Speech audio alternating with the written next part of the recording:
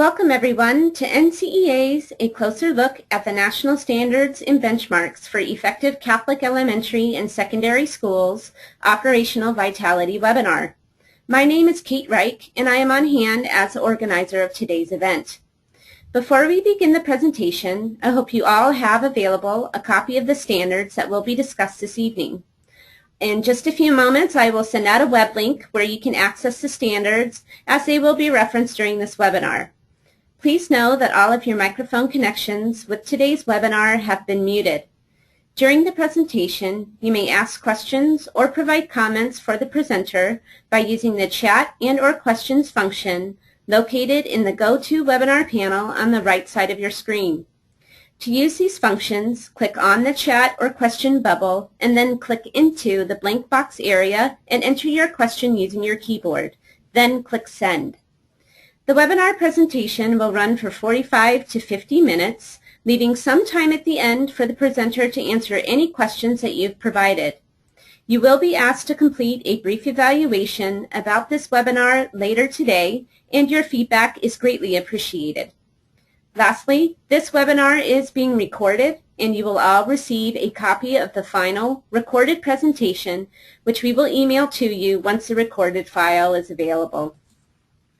Now I'm very pleased to introduce both Dr. Lorraine Ozar, Director of the Andrew M. Greeley Center for Catholic Education at Loyola University Chicago, and Dr. Patricia Weitzel O'Neill, Executive Director for the Barbara and Patrick Roche Center for Catholic Education at Boston College. Dr. Ozar will be making further introductions before we begin the presentation, and I welcome Dr. Ozar to the microphone. Thank you, Kate. Good afternoon to all the Catholic educators who have joined us. We're delighted to be now bringing you this second of our series of 4 webinars going deeper into the national standards and benchmarks by taking a closer look at each domain. Last month we looked at mission and Catholic identity, and today we will be looking more closely at operational vitality. We are really privileged to have as our presenter today Dr. Patricia Weitzel O'Neill. Dr. Weitzel O'Neill, as you know, is one of the lead authors of the standards and benchmarks and also on the National Writing Committee for the rubrics. One of her special areas of focus has been working with the area of operational vitality.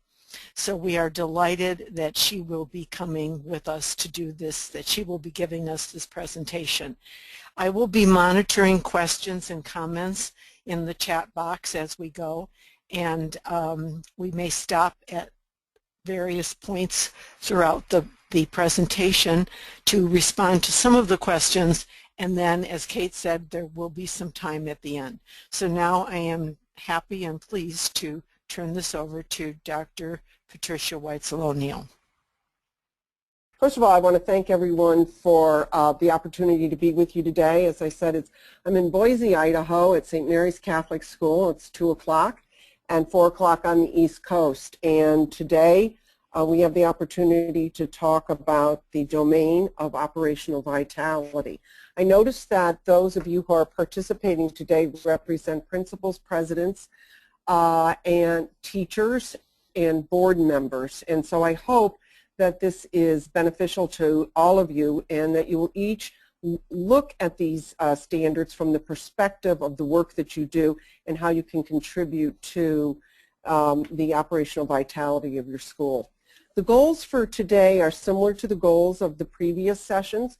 We will identify and explore the core concepts, particularly with relation to standards 10, 11, 12, and 13, and the benchmarks. We will examine some of the key criteria for assessing school performance in this domain, and we'll consider how these standards and benchmarks impact school improvement. One of the things that we really want to make sure that everybody is comfortable with is the context for Domain 4, as well as some of the vocabulary. We'll talk about the rubrics, and hopefully we'll have time to talk about the new tools that will soon be unveiled in late fall of 2014. Going to the next slide, I think the context that we want to keep in mind whenever we do this work is that all of these 4 domains are intricately linked, but it is the first domain of mission and Catholic identity that drives everything. That mission statement answers why and why you exist and who you serve. And based on that mission statement, which does not change, it's rooted in your steep Catholic tradition, you build your vision, and based on that vision, you build your strategic plan or other planning documents. And so you'll see in the domain of operational vitality, the language of planning is frequent and oftenly referred to. And Catholic identity has to be permeating all of this. So as you plan your finances to reach the goals you've set in your vision and fulfill your mission, the sense of Catholic identity should be present. And sometimes I say make sure that you invite God to the conversation. And sometimes that makes that conversation about finances a little more bearable. Moving on, operational vitality, domain 4, has 4 standards and 18 benchmarks. There's a lot of work in operational vitality when you use these benchmarks to assess where you are and where you're headed. The context for operational vitality is really something you all need to be thinking about. Catholic schools are temporal organizations. They're here today, and we, those of us who have the privilege of working in Catholic education, are the hosts. We are hosting those who come to our schools, and somebody else will host in the future. As temporal organizations, they're committed to the church and the mission of Catholic education, and we are committed to moving those schools forward so that they are here in the future for the next generation and the next group of folks who will take on these vocations. But at the same time, these schools exist in constant socioeconomic change and continuous need for sustainable financial planning, marketing, the development of human resources, facilities enhancement, and institutional advancement.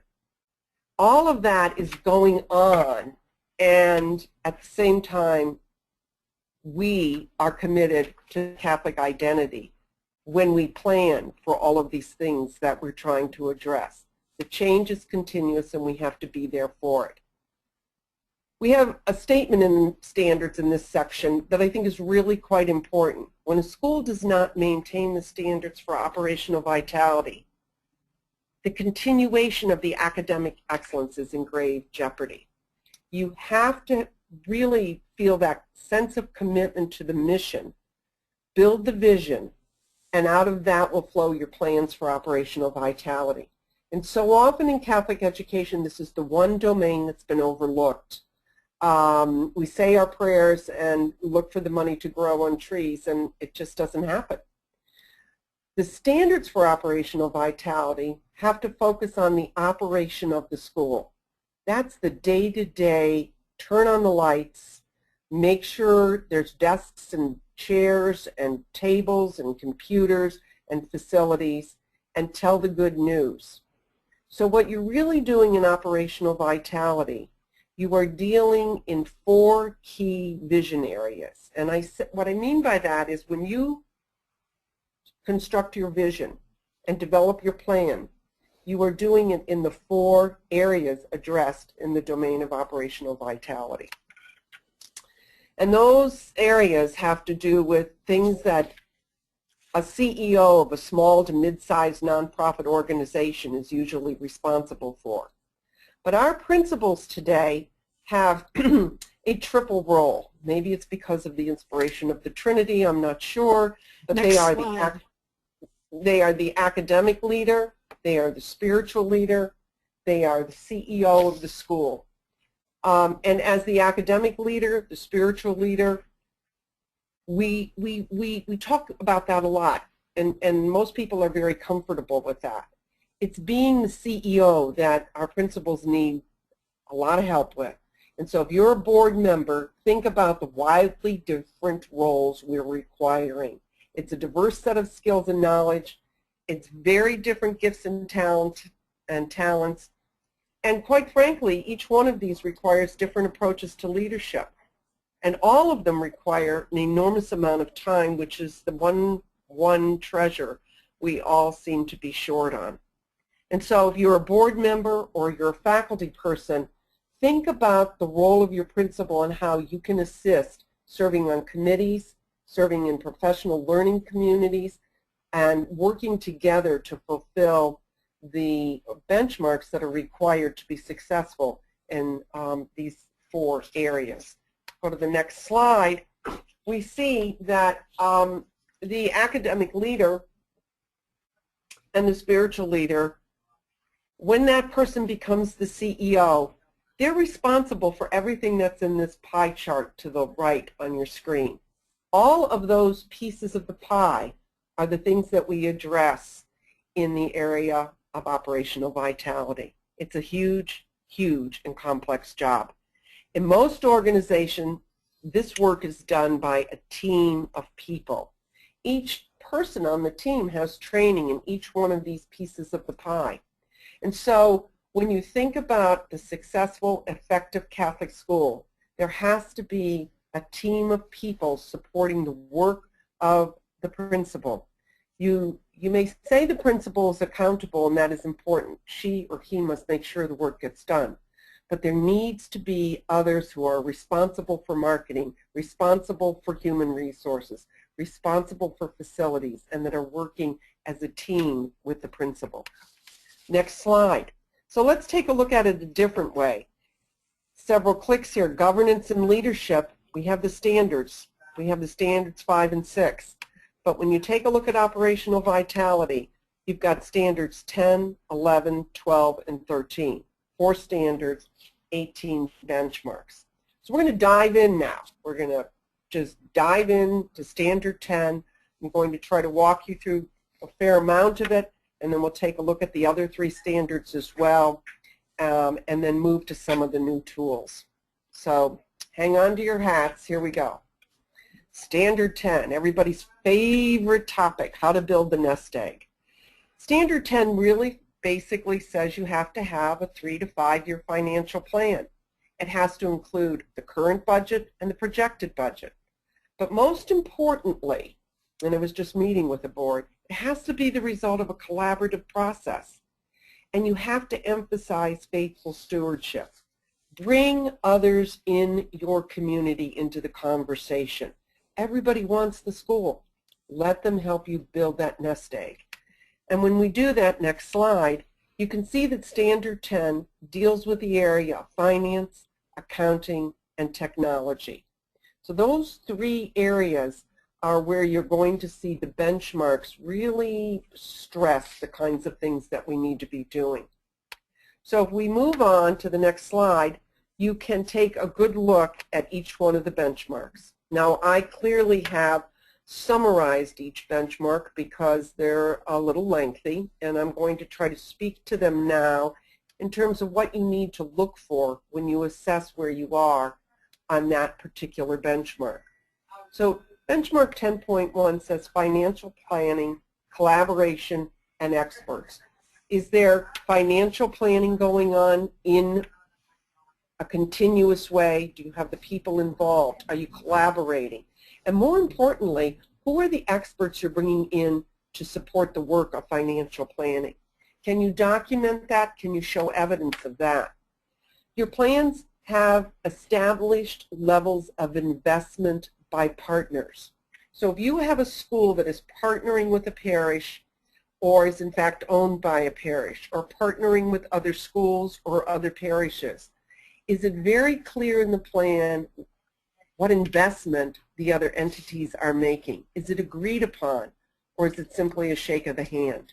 You really need to have something that's very substantial if you're going to have a partnership supporting your school. 10.3 talks about defining all revenue sources and being inclusive. This is a very extensive, difficult benchmark to work through, because what are your revenue sources? Is it simply tuition? No, it's much more. Can you identify all of them? And when you do that, do you have the revenue you need to fulfill that great, audacious vision that you have for your school? And if you do, or if you don't, excuse me, where will you get those revenues? What are your possible revenue sources? 10.4 talks about itemizing the costs. There are costs associated with every single area, and if you need to be able to list that. So if you have that vision and you have the plan, what will every step of fulfilling that plan cost, and how will you do that in each one of the key areas that you identify?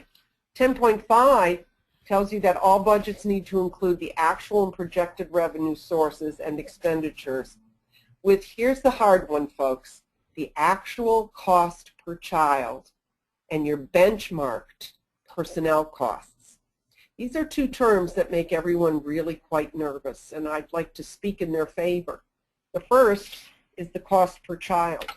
How do you calculate that? Do you include what it will really cost you to educate each child in your building? Does that include the electricity, the water, the facilities maintenance, depreciation? Does that include the projected personnel costs? Does it include the in-kind contributions? The actual cost of educating a child in a Catholic school today across the United States is anywhere from $8,000 to $10,000 at the grade school level. And yet many of us are really undervaluing the great brand and quality that we have. And people don't realize that you are in fact supplementing the cost of their child's education. The other thing is benchmarking your personnel costs. You may have sister teaching for you this year, and she's only being paid a stipend of $2,000 or $3,000. But the reality is that if you were to replace sister, it would cost you $40,000. Do you have that built into your budget? Because that's actually the cost of educating the child. So this is a big one. It takes a lot of time, and you really, really have to work on that to build the real plan. You have to include some explanatory materials for all in the community. That is educational materials to be transparent, to let everyone in your community understand your budgeting process, how much things cost, and what you hope to be the sources of your revenue. 10.7 is that governance and leadership provide tuition assistance information. And that's a new one. How are you helping your families plan? What kind of guidance are you giving them so they can plan to pay tuition going forward rather than scrambling every payment period? And 10.8 is governance and leadership use current and effective business practices for good stewardship. Are you using good business practices? And do you have folks on your board and throughout the community that can help you? So this is just, touching upon probably the hardest standard in operational vitality. One of the things that's coming forward in the future is a glossary that will be providing you with definitions for some of the terms in this domain, as well as all of the other domains. And that'll be coming out in the new guidelines for using the benchmarks later this fall. So here's an example of the kind of thing that you'll find in the glossary. Those of you who are business folks, you will note that these are pretty standard definitions of budget and GAAP. But what's important is that we have tried to take these definitions and incorporate the language of Catholic schools or the language of schools. So when you talk about a qualitative expression of a financial plan, you're talking about including projected enrollment, your sources of revenue, tuition, school depreciation, and so forth. Remember, the budget is an expression of your strategic plan. It is not your plan. It is an expression of it. And the GAAP is just that. It is the financial accounting that's used in any given jurisdiction that allows you to understand the basic principles of your budgeting. So this is the standard kinds of definitions that you're going to need going forward. Going into the next slide, we'll talk a little bit about current budget practices, and that's why this one's so important. There's a picture of a spiral staircase there, and the reason for that is because so often when we're planning our budgets, the mission is missing. We're not really remembering why we're doing this or who we're serving. A lot of times there's no plan for the vision. We just simply plan a budget for that year. It's not step by step. It's rather circular. We keep bumping into ourselves, and our goal is to get to the end. If we can just get through this year, then we can say our budgeting was successful. And folks, it's got to be longer term and has to be, again, reflecting your vision. When you do plan the budget, make sure that you are planning ahead of time. What is the necessary desired outcomes for your vision? What is your big, quote, hairy idea? How can you engage in discernment when you're having the conversation with the board and the community? And did you bother to invite God to the process? And what I'm really talking about there is going back to that Catholic identity and asking yourself, is this, are we spending the money on what it is that we say we are and why we are here? And finally, take a good look at what the outcomes are as you're planning your budget. The two biggest things you have to look at is what your costs will be and how you're going to finance that. Next slide, all I can say is make a plan. That is the underlying premise of Domain 4. You simply need to make a plan. And so I'm happy to stop here if folks have questions. Otherwise, I'll move on to Standard 11. Lorraine, can you hear me? I can hear you, Patty, and no questions so far. Okay, so going to the next slide, human resources and personnel, that's Standard 11. Folks, we have great people working in our Catholic schools, and together they're doing amazing things. I have the privilege of seeing just amazing faculty. I'm seeing amazing faculty here in Boise, Idaho today, and amazing classrooms. We've got to have human resource policies that are published. They need to be developed in compliance with your archdiocesan policies and or any religious congregation that's sponsoring you.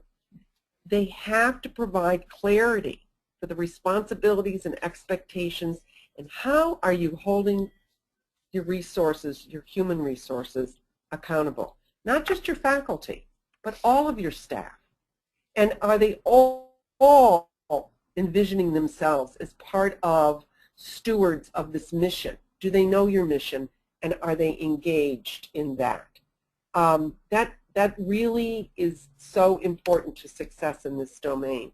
So if we take a look at this Standard 11 human resources, we see that it's only one piece of the pie, but it's a huge piece of the pie, because without the talent and treasure of those who are in your classrooms every day and on the front line, it makes it very difficult to provide them with the service that we want.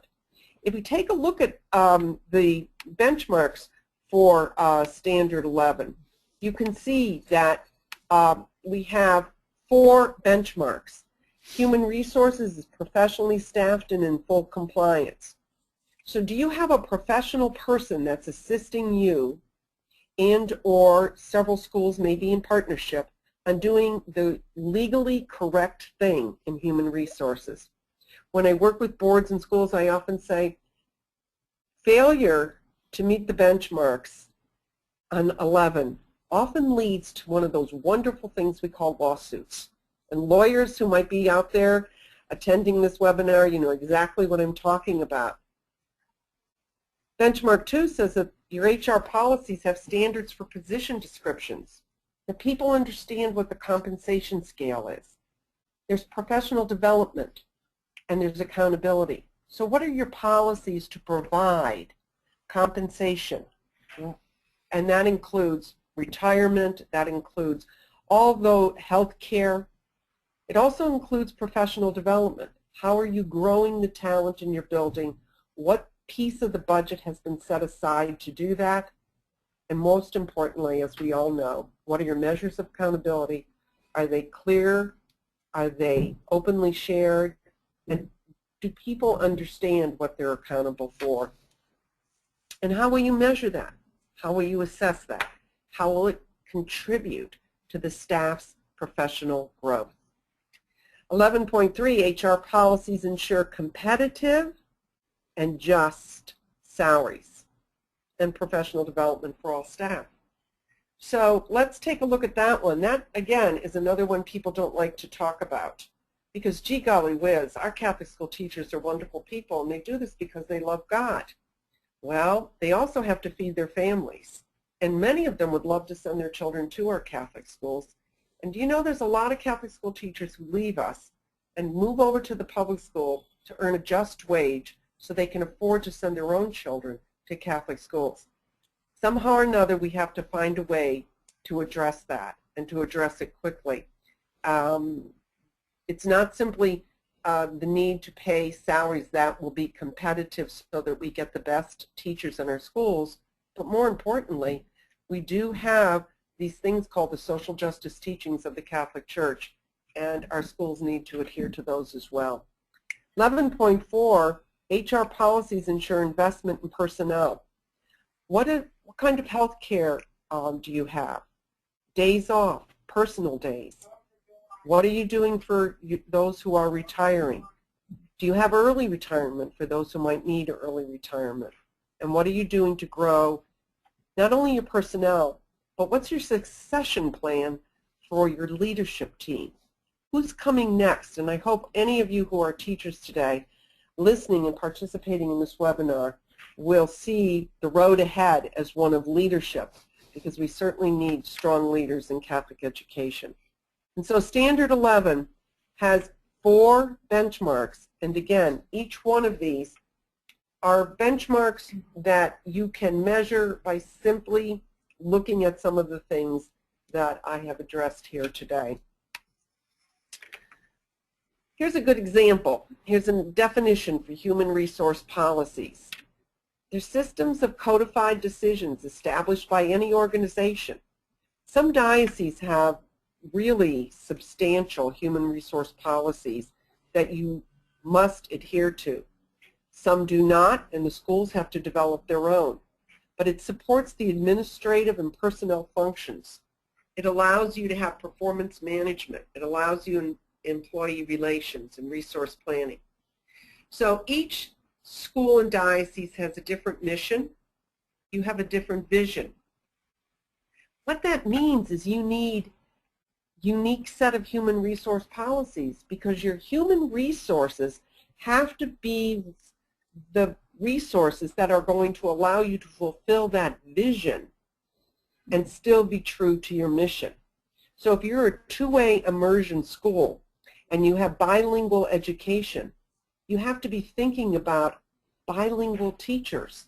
That's a very specific requirement that is not necessarily going to be evident in a stream school that needs to make sure that their teaching staff has a set of requirements or resources available to them in the sciences and math and engineering. So think about your vision for fulfilling your mission, and then you'll know exactly why your set of human resources will be different and unique from another school's. You're not the same, and that's the beauty of Catholic education. Each one of us has a unique mission, a unique vision, but all of us are Catholic schools, and all of us are infusing Catholic identity into what we do, even into our buildings. And so that puts us to the next slide, facilities, maintenance, and planning. Wow, that's a big one. I had experience as a superintendent, and I used to say to people, I never worried about watching the news 24/7, but became addicted after hurricanes and tornadoes and snowstorms and power outages, because you never know what's going to happen to your building. And so you have to maintain those facilities, the equipment, the technology. You have to support the implementation of the educational mission. The building needs to be designed and constructed in support of the educational mission. What is the curriculum and instructional design that the faculty and the leadership team within the school, the experts, what are they planning on doing, what will it look like, and what resources in terms of facilities, equipment, and technology do they need. That is so critical today. If you're going to have an open classroom, you're going to have a STREAM program, what about your science labs? You're going to have a bilingual education. What are you doing about technology and the support that technology can provide you? So think about the different kinds of curriculum and the curricular learning outcomes that you are striving for your children. Also think about the Catholic identity and the infusion of the rich heritage of Catholic tradition and spirituality, and where are those places in the building that can foster and nurture that kind of growth. So we take a look again at facilities, equipment, and technology, and now look at this. The pie is starting to be covered. A lot of work for that principal, folks. She needs help. He needs help. So now we have technology and facilities, and that kind of leaves us with a few other things. But this is the job description for that principal and president, and or I would love to say the leadership team, which in many cases will be composed of both the principal and the pastor. That takes us to a real quick look at some of those wonderful benchmarks for facilities, equipment, and technology.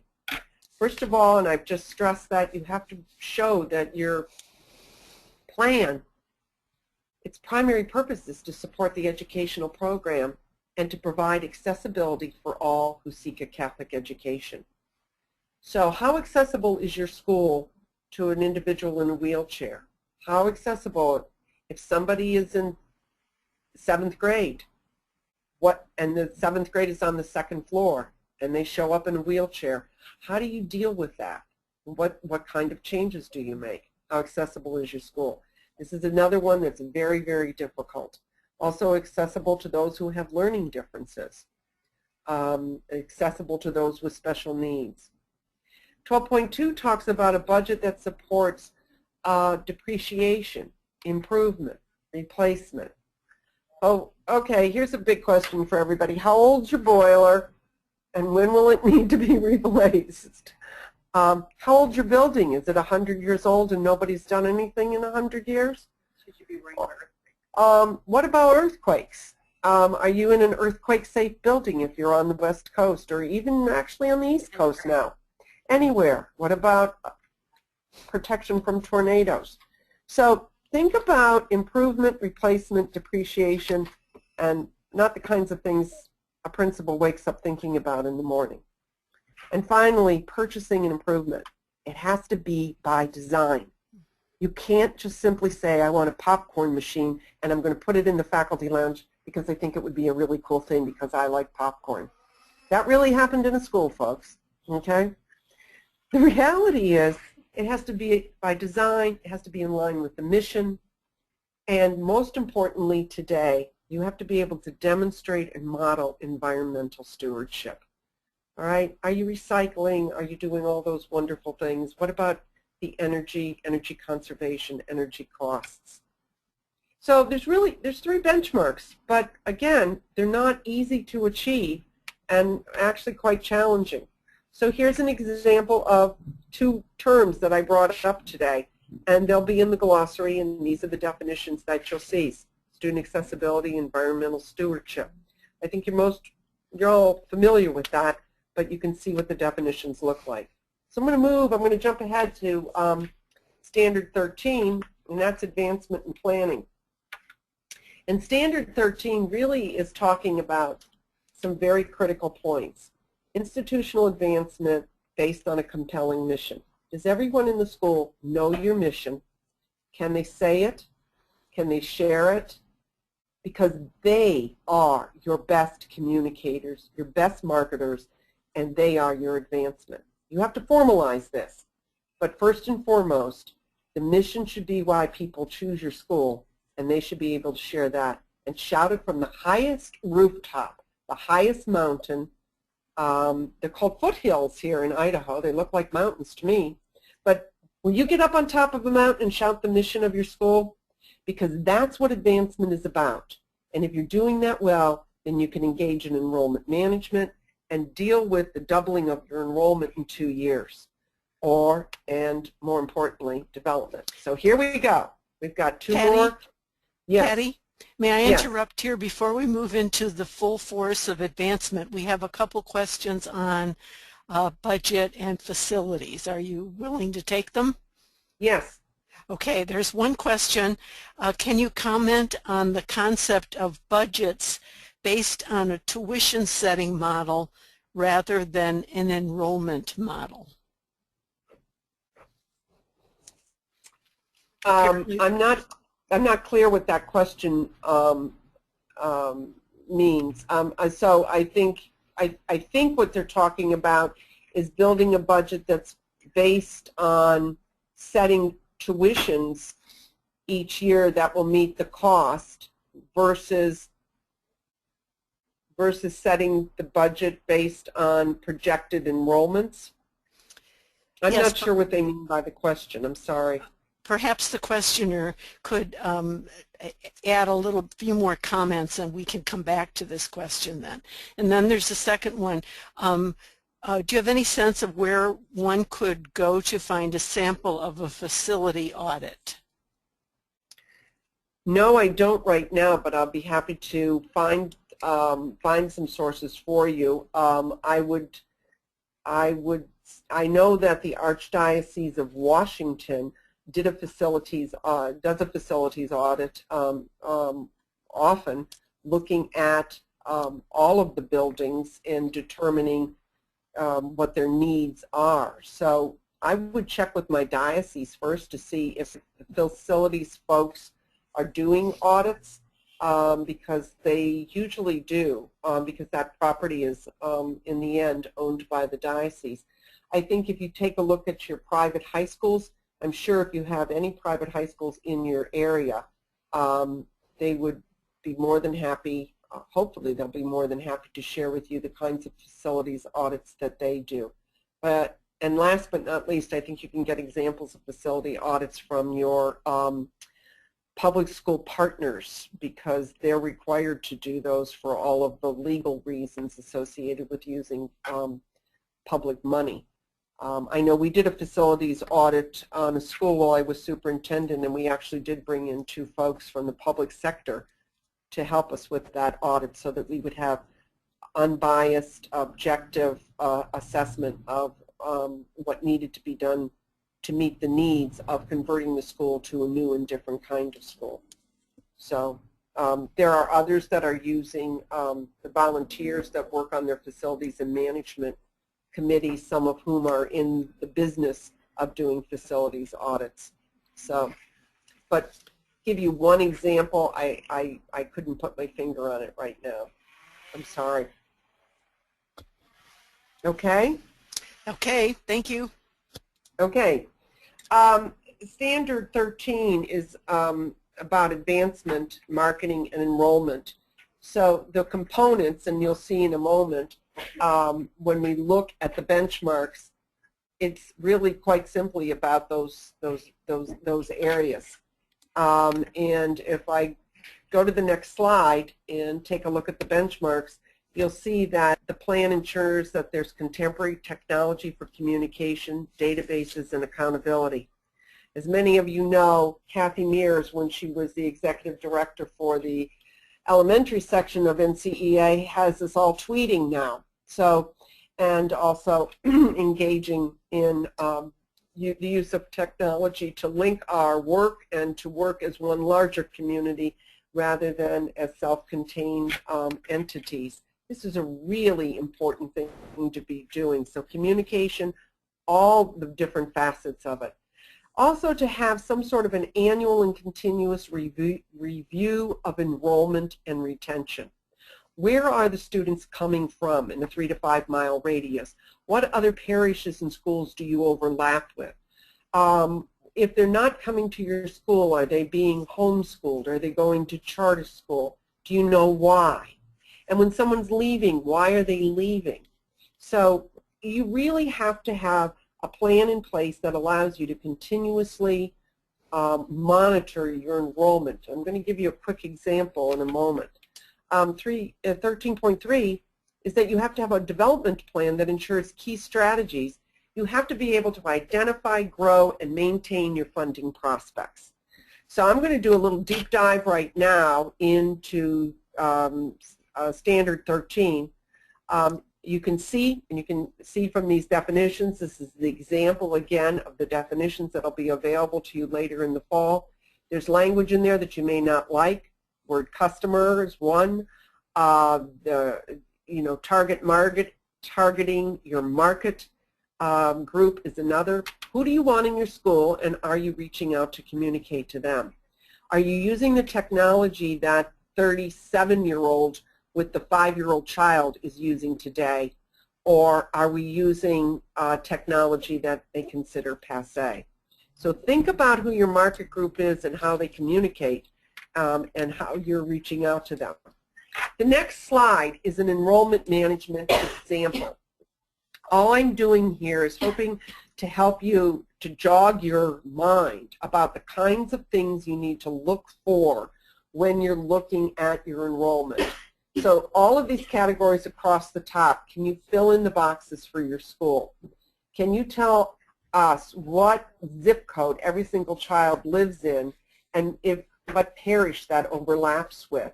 And that's extremely important because those parishes may want to be partners with you in supporting your school. Go to the next slide and you take a look at the median income from the jurisdiction from where you draw your largest number of children. Also, what are the percentage of families with school-age children? This is Census Bureau data. What are the zip codes of the people who don't live in your jurisdiction? And what's the median income for those families? And then how many Catholic students? How many with 1 to 3 miles? What is the percentage of change? Oh, by the way, talk to the real estate people. What are the housing plans? Are they putting up baby boomer housing? I think that's a nicer name for it today. So that we can all retire, and that means there's not going to be a lot of kids in your neighborhood. So is that going to affect your student population? And if it is, where are you going to reach out? So take a look at that. Also take a look at diversity. What ethnicities are you serving? And are you meeting the needs, particularly of the growing Hispanic population in this country? So benchmark 13.3 says identify, grow, and maintain. What? Those people who can give you money, who can support you. These are your significant funding prospects. Many of them are your alumni, and no one has reached out or spoken to them in years. They would be so proud and pleased to know how well your school is doing. So think about growing those people. And I want to bring this back up again. When a school does not maintain standards for operational vitality, the continuation of the academic excellence is in grave jeopardy, okay?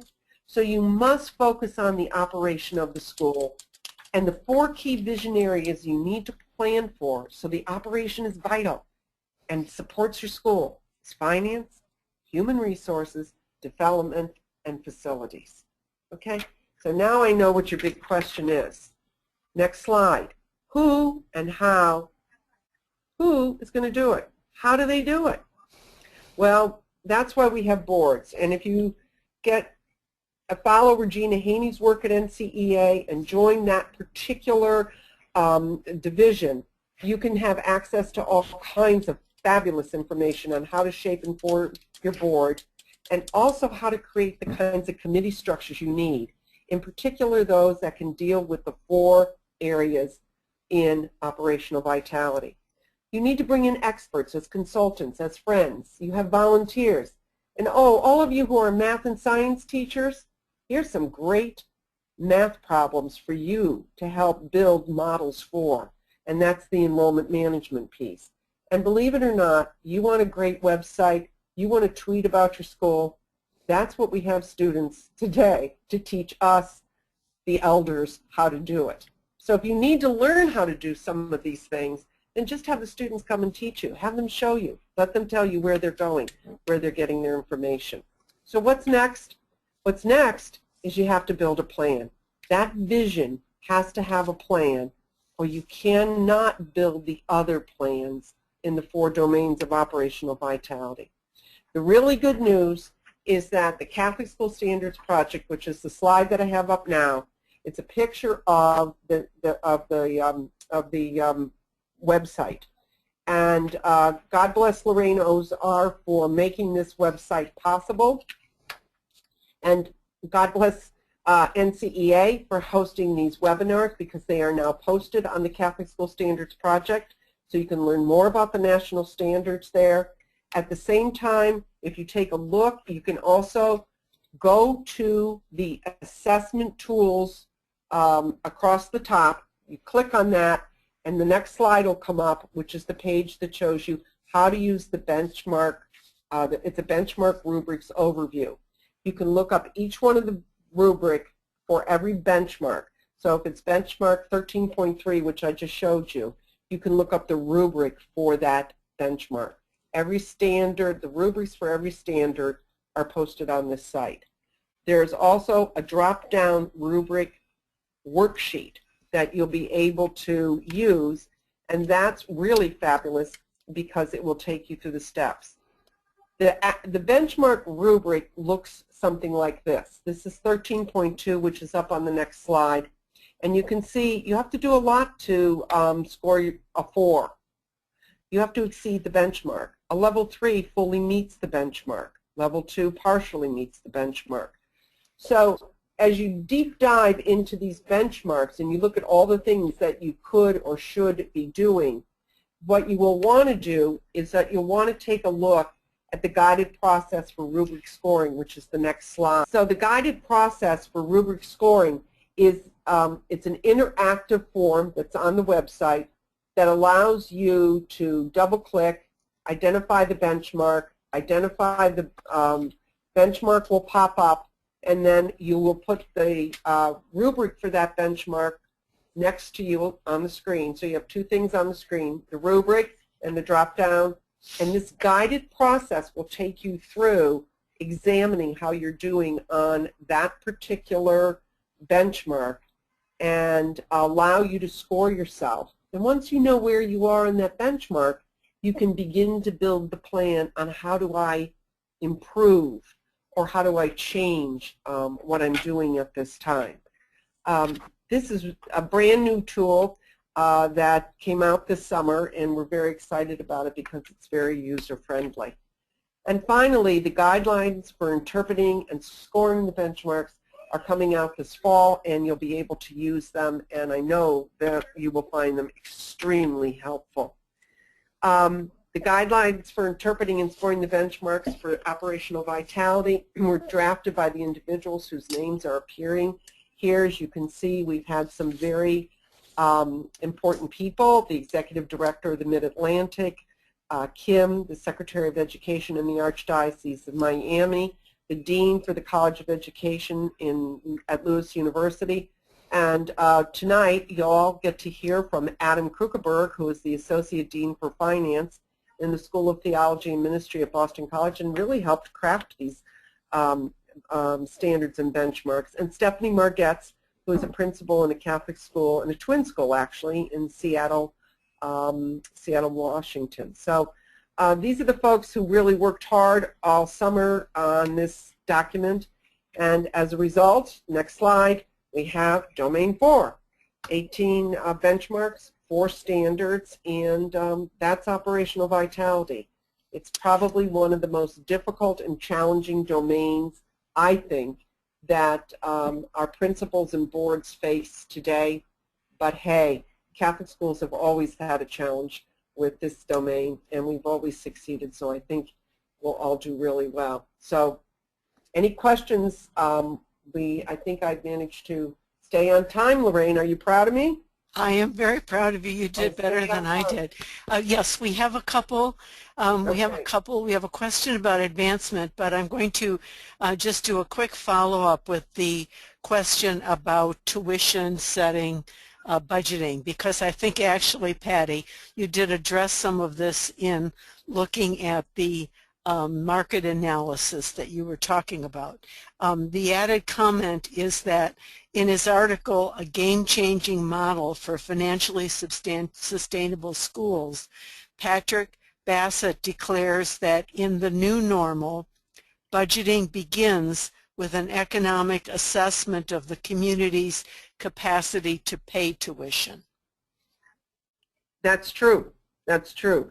And that is exactly what he was touching on. You have to do a complete economic scan of the population you intend to serve. And it has to be very intentional. So if you intend on reaching out and serving a socioeconomically diverse population, no matter where your location is, then you take a good look at how to set the tuition and at the same time how to generate the revenue and tuition assistance you need to make it possible for those who might not be able to pay the full tuition. But that has to be a realistic plan, and the economic analysis of the populations you intend to serve. I will give you one quick example. There's a school in Los Angeles right now in Kevin Baxter's domain, and that school is attracting, it's a two-way immersion school that's attracting folks who can pay the full tuition and more and are now donating to the school and continuing to serve a large proportion of students from the immediate neighborhood who cannot afford to pay the full tuition. So together, those families are making this school a reality so that there's a diversity of language, a diversity of students, and at the same time socioeconomic diversity. There was an intent, it was the intention of the school to reach out and market the school beyond the immediate neighborhood. And once it caught on, it was, she has a waiting list in there, and she has a waiting list in all of her grades right now. Thank you. So, we have a question about advancement. Do you see the vision statement in addition to the mission influencing advancement planning? Absolutely. Absolutely. The vision statement is the statement that says how I am going to fulfill this mission, how I'm going to do it.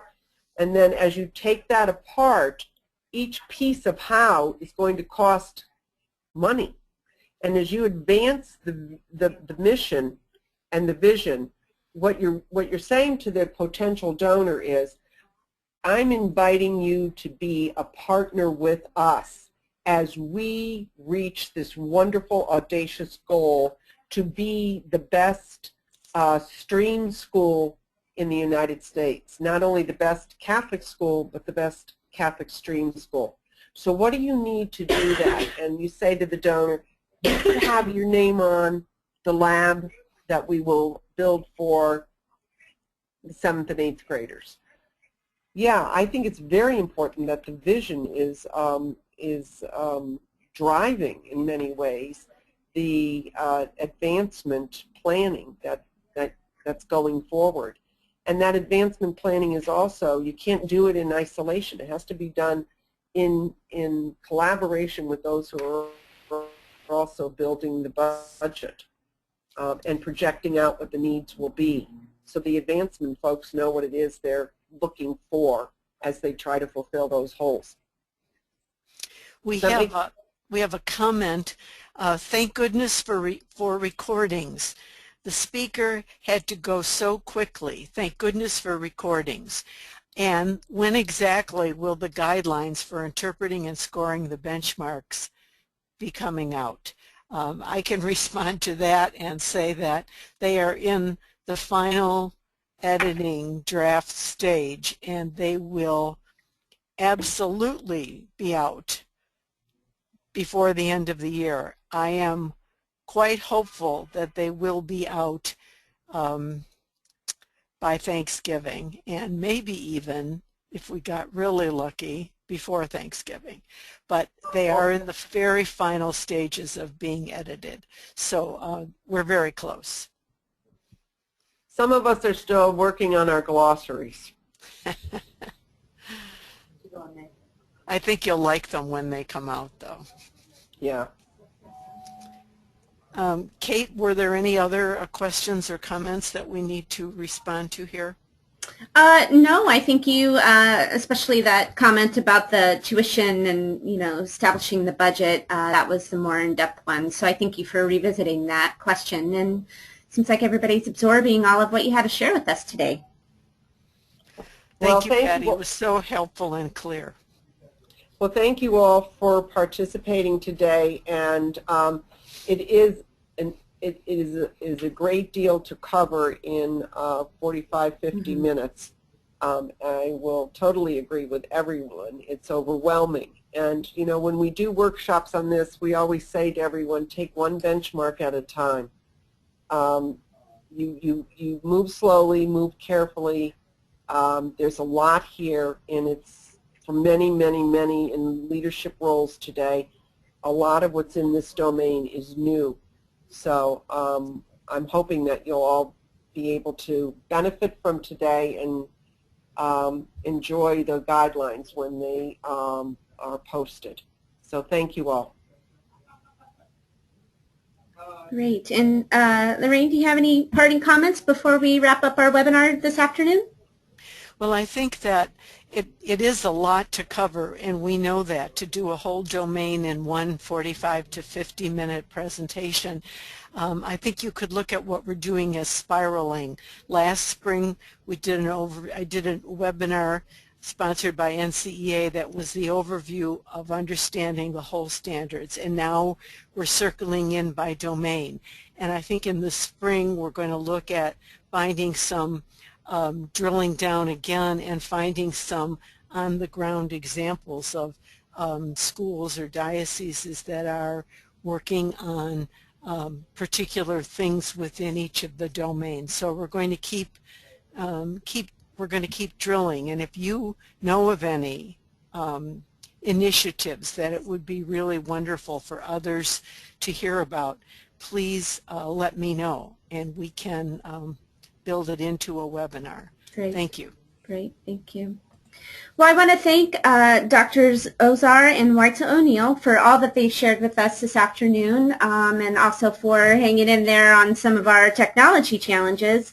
Just a few updates I'd like to share with you. We'll be hosting the Principals Bootcamp Forum and President Symposium in November, and we'd like to invite all of those folks to register or to take a look at that event and join us in Baltimore. As Lorraine mentioned, we are having a webinar series, this webinar series, that dives a little bit deeper into each of the domains. So on Tuesday, November 4th, will be the webinar covering governance and leadership, and we invite you to participate there. And then also wanted to let you know that the published version of the National Standards and Benchmarks for Effective Catholic Elementary and Secondary Schools publication is available in the NCEA online store.